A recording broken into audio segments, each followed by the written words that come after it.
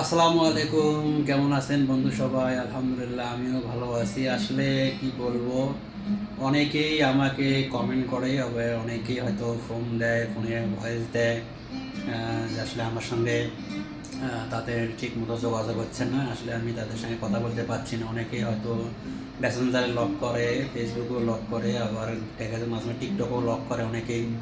তো আসলে ব্যস্ততার কারণে আমি আসলে সবার সঙ্গে যোগাযোগ করতে পারছি না।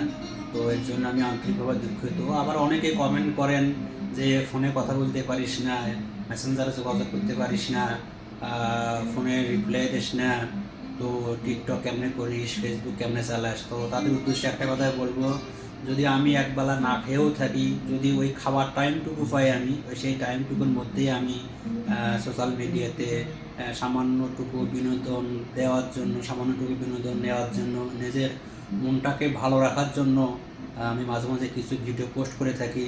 আসলে সেটা একান্তই ব্যক্তিগত টাইম আর কি, যে টাইমটা আসলে অন্য কাউকে দেওয়ার সুযোগ নাই, আমার নিজের টাইম থেকে আর কি।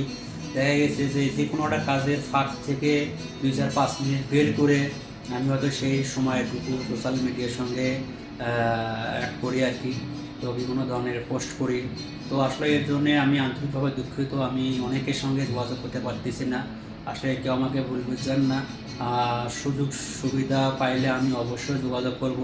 তবে এর জন্য ভাববেন না যে আমি অনেক বড় লোক হয়ে গেছি। আসলে আমি কাউকেই বলি নেই আমি বড় লোক না।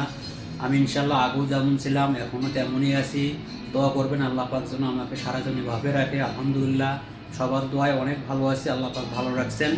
তবে যোগাযোগ করতে পারতেছি না, এর জন্য আমি আন্তরিকভাবে দুঃখিত সবার কাছে। তো আমি যখন সুযোগ পাবো ইনশাল্লাহ সবার সঙ্গে যোগাযোগ করার চেষ্টা করব। তো ভালো থাকবেন, সুস্থ থাকবেন, আমাকে ভুল বুঝবেন না। আল্লাহ হাফেজ।